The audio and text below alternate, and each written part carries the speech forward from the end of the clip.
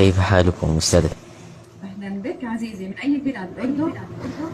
اليمن. اليمن. نعم. أول مشاركة لدينا من اليمن. أهلا وسهلا. حياكم الله أستاذة.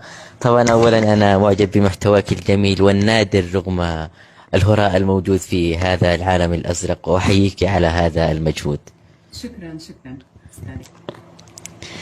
لدي طبعا مشاركة، ومغزى مشاركتي هو أن أسمع ملاحظاتك ورأيك أيضا.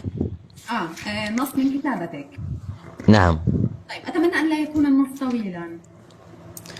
إن شاء الله. إن شاء الله، تفضل. طبعا عنوان القصيدة هو من أنا. خيال الليل يسكن في رؤايا، وخيل الصمت تسهل في دجايا، صراخ الآه يصخب في فؤادي، وكل الحزن يخلق من أسايا. سؤال كشر الأنياب نحوي، ويسألني بعنف من أنايا. يعاتبني ويضنيني بماذا، ويسأل من أنا ولما عنايا. يحاول مقتلي ويريد صلبي، فأهرب نحو أحضان المرايا. أيسأل من أنا وأنا سؤال تذيله القنابل والشظايا. أنا طفل وعمري 1000 عام، وليد غدي وأسكن في صبايا. أفتش داخلي عني فأحبو إلى أمسي، ولا ألقى خطايا.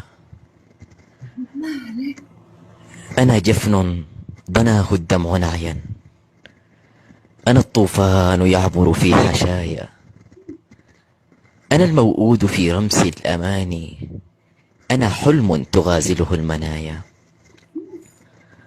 أنا ابن الريح والأمطار أمي، وخلف الغيم تمطرني الحكايا.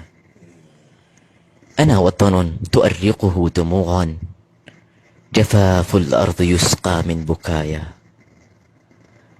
أنا لون سماوي حرون، أكابر أن أعيش بلا سمايا. أنا نجم تؤرقه الليالي، أنا ركن حبيس في الزوايا. أتعرفني لتقرأ صمت بوحي، أتدرك ما تخبئه شفايا. أنا عني فقيد لم أجدني، وتحملني كما طفل يدايا. أواري داخلي أوجاع قومي، وأحمل فوق أكتاف الضحايا. خفافيش المساء تنال صبحا، وصبحي مات حزنا في مسايا. وصبحي مات حزنا في مسايا. بسلامتكم. الله الله، خليك وين رايح؟